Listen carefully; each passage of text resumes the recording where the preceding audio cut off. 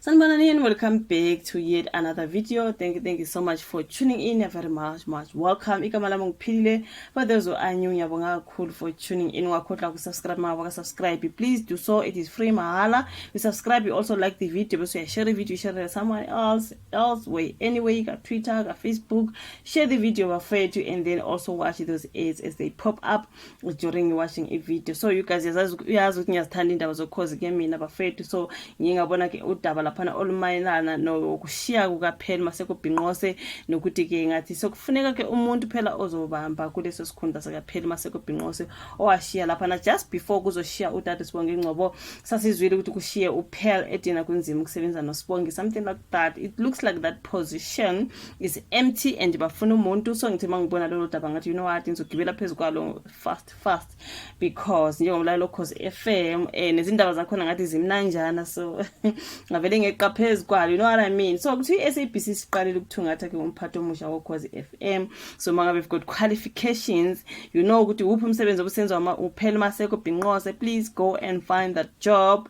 But they need someone on our qualifications sizokhuluma ngawo as we talk during the video, something like that, because abantu bafuna imisebenzi. So hamba noqasha bafethu lapha noKhosini. We know ukuthi kwashiya uPheli kwabe kwashiya uSibonge Ngcobo. So don't waste any time, lungisa amaphepha wakho, hamba ke uyofuna umsebenzi, you know what I mean.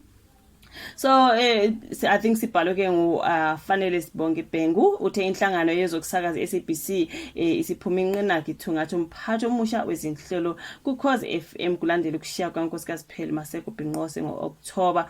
uPheli ube nonyaka nezinyanga efikile kuKhosi, usule wajoyina kumnyango wezokubusa ngokubambisana ke nezindaba zomdabuke kuzwe lonke njengomkhulumeli kaNgqongqoshe uvele enkosini Hlabisa. I think ngayenza futhi leyo video guys kaPheli nokuthi usebenza kube ngayenza leyo video. Okay, now SABC ikhiphe ke isikhangiso somsebenzi lapho ke ifuna ozophatha izinhlelo iminyaka emihlanu ke ifuna ozophatha izinhlelo iminyaka emihlanu. So ngale kweziquke kufuneka umuntu onamava eminyaka eyisithupha kwezokusakaza emithathu esesikhundleni esiphezulu, right? So ukwamukela kwezicelo zomsebenzi kuvalwa ngoLwesithathu, futhi akuvele ukuthi ozoqashwa uqala nini emsebenzini, mhlambe it's gonna be immediate. Asazi bafethu ke kodwa hamba uyofunani umsebenzi mangabe you've got qualifications, right? Njengamanje kuthiwa kubambe uMandla Mdletshe ekuleso sikhundla ke kwenzeka lokhu nje kusanda kusula nomphathi wesiteshi salomsakazo uSibonge Ngcobo ke ogcina emsebenzini ngenyanga edlule. Isikhala sakhe naso besingakakhangiswa. Niyabo, hamba nifuna umsebenzi bafethu. Mabethi nasisikhala somsebenzi gijima uyofuna umsebenzi. Inhlangano ezokusakaza iphinde yakhipha isikhangiso sozophatha iSABC KwaZulu Natal, nakhona ukwamukela kwezicelo kuzovalwa ke ngoLwesithathu. Into ezikanjalo bafethu. So abakhala ngomsebenzi and benama qualifications, please run, okay, run and go and get that job.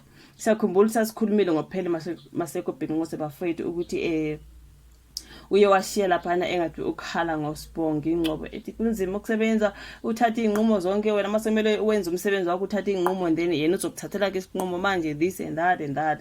Akhala ngoSibonge nje kwathiwa ke ayi uthe uyasula ke angeke akwazi, something like that. So yamba fethu ilona daba ke enduphethe ngaleso sikhala somsebenzi. Thank you so much ukuthi ubuka ivideo, ulike, usubscribe, ushare ke sisiyobonana futhi kwenye video elandelayo. Bye.